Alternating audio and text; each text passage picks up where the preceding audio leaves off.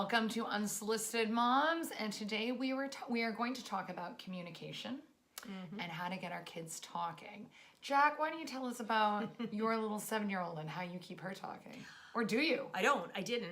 So that was the problem is things were going on at school. Maddie tends to internalize a lot of stuff. Okay. And you only kind of find out about it when she starts having irrational like meltdowns. And then it takes a lot of work to go all the way back and figure out where it started from. And I also know I hear from other parents or teachers, other stuff that's going on in school. And then I try to broach the topic with her and she is just tight-lipped.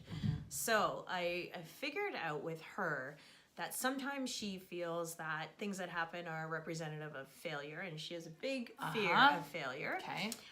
Or that she feels that maybe she's done something wrong, or maybe she's a little embarrassed that she couldn't toughen up or something. Like it's hard to say. It depends on the situation. So she had a little buddy who was calling her names, and they're age inappropriate names. So she didn't want to tell me because she didn't want to get in trouble for using the words. So what I did was I created a circle with my arms and I said, this is our circle. This is the circle of trust. Anything you say. It's safe. Anything you say non-punishable cannot be held against you. Which in will court. Bite me in the ass later. Yeah. Totally. But she'll be like, can I have that circle now? I need to be in the circle. Get me that circle. I took the car. So, I got her in this circle one day. I said, okay, what's bugging you with this buddy of yours?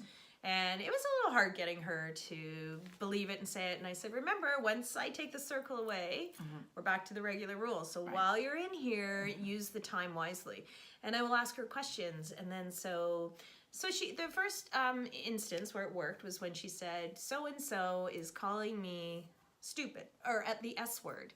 And now Maddie was a little behind in her reading, and I think it's very obvious in the class what reading level you're at, which is not cool. Oh, really? So I think that this situation was being used to make her feel stupid.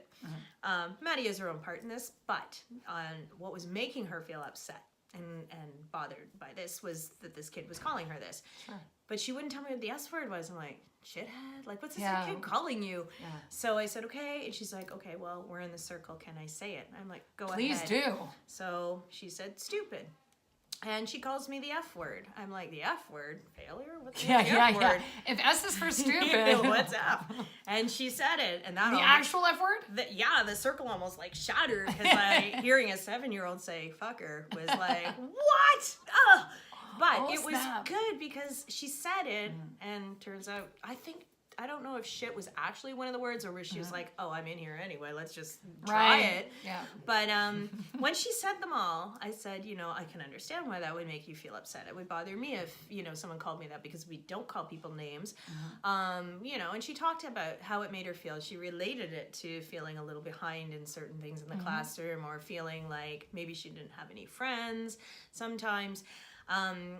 But I asked her how it felt to say the words, and she said it didn't feel very good. She said, I always thought if I said that word, it would feel good. And it didn't. Sometimes it feels good for me. I know, and I was honest. I said, you hear mommy say those words sometimes, but do I ever look happy when I'm saying those words? I'm mad, I'm angry, I'm frustrated. Those words are not happy words, and they're not used to express joy. So since then, she will ask me to open up the circle if she wants to come talk to me. And we have private little conversations between her and I. I don't share them. She's not punished. Not that she's done anything, but she knows that it's safe. And I think providing that space is super important. I find with my kids, so now I've got a bunch of maybe 5 teenagers, four teenagers. Couple of things that I've found. My kids are pretty communicative with me, and it is down to talking to them when they're that age and just continuing to do so and providing that safe space. And honestly, it comes down to stopping what you're doing when they talk, when they're little, because if they talk to you about the little things when they're little and they're important to you, they will talk to you about the bigger things later. That's a really good point, because most parents dust those things off. And they're just like, yeah, what is it? Yeah, okay. So, right, sorry, what were you saying? Yeah. So try to really focus on those little things. Yes, it is I have to listen to my boys tell me what their favorite Pokemon they caught that day is. Yeah. And I have to pretend I care. So that when they're telling me something about their friend when they're 15, smoking dope or crashing the car, that You're gonna I'm listen. still listening, right? And that's the other thing too, hearing parents say like, oh, stop crying, don't let that bother you or whatever. That's not an answer. That's just a suppression. Like, oh, Right. this doesn't matter. Right. Right. So make sure like they're allowed to have feelings. Feelings Yeah. matter. You can help them process them and help them, give them strategies. If they are overreacting about something, you can explain like, hey, these are some things you can do. Yeah. So to try and deflate it. You Yeah. know, rather than to escalate it. I find too with the teens, sometimes they don't tell you things for a few reasons.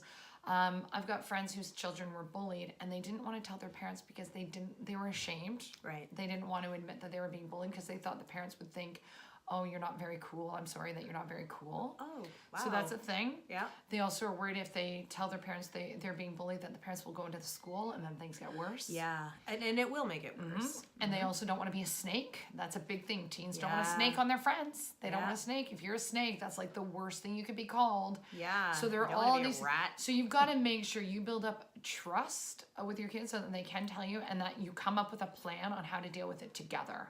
Yeah, and I Yeah. think that it's important for kids to know, like you said, like, you know, you're not going to just interfere and jump in on the Right. situation. They have to trust you. Yeah. They can tell you, and you're not going to just react like a parent Right. and screw it up for them. No, right? you're going to be like, okay, so this is, I feel like something should be done. What do you think could be done? Or what I find the best thing I do is I coach them. I'll be like, why don't you go back and say it this way? And then they'll practice it. Okay, well, you know, Yeah. and help give them strategies to deal with it on their own. And if your strategies work, you build more trust. Like, Yep. Maddie had a problem with a little buddy. Totally. Yeah. Totally. My kids now have a whole bank of things. They're like, Mom got that right, so she's Yeah. probably going to get this right too. Another bonus point for That mommy. is absolutely true. Yeah. So Maddie, so this is how I know this. Yeah. Maddie had a little buddy who we love, but this buddy is on a personal level going through a very hard time with divorced parents.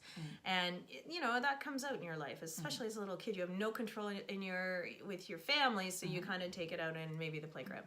And this poor little girl was having this hard time and taking it out on Maddie a little bit. So Maddie was starting to pull away, didn't want to play with her. And I said, you know, maybe just go to her and say, like, if you're going to speak to me like that, I don't want to, we need a timeout. I don't Yeah. want to be your friend right now or something. I can't remember what I said. Yeah. So she did, and the girl laughed at her and pushed her and ran away. So, so that didn't work. Oh, I love that kid. You actually would. She's a sweetheart. But Yeah. then I said to Maddie, you know, okay, tell her that when she talks to you like this, it makes you feel bad, sad, whatever, and that you don't feel in this time you can hang out, and maybe when she wants to treat you like a friend, you guys can be friends again. Maddie did it. The situation totally turned around, eh? and they are amazing friends again. Awesome. So it Awesome. worked, and I got a point. So Awesome, good. Yeah. And I also would take the opportunity to say, you know what, Maddie, we don't know what's going on in other people's lives. Yeah. And sometimes they're going through a hard time and it shows in really weird ways, you know? Yeah, So we can't. I am a little afraid. I'll tell you why. I did say to her without telling her any details, hey, you know, your buddy is going through a little bit of a hard time. I worry that another kid might use that against the kids. So I am a little careful. Yeah, no, you do of have to how be I careful. I say that, but You have to be careful with other people's business. yeah, Yeah, but for I sure. like the idea that, you know, we all have something we're going through. Yeah.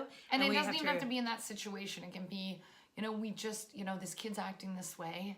Yeah. You never know. We don't know what goes on in the four walls of other people's homes, one right? big lesson in our house is Yeah. motivation. Like, if I run into you by accident and knock you down and hurt you, I didn't mean to. That was an accident.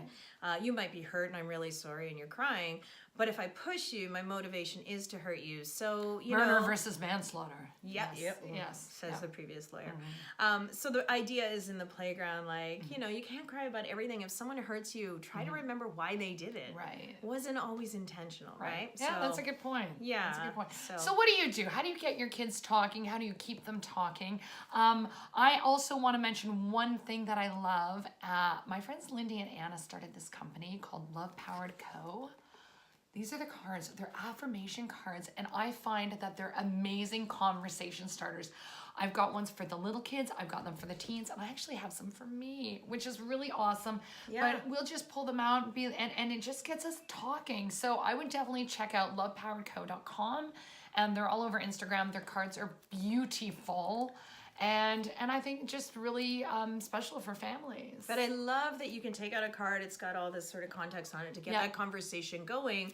And I haven't had a chance to go through them, but I am looking forward to Definitely. picking up a pack for Maddie and I. And they're affirmation cards. Like you end up, it's so positive and you end up feeling great. So yeah, definitely check those out. Okay, we'll put the link down in the post. Let's do it. Okay, so how do you get your kids to talk? They're tight-lipped little They can be. buggers. So Open answer to questions. No yes or no. No yes or no questions. Oh. Always open, yeah. Oh, okay. Who did you play with? What did you do?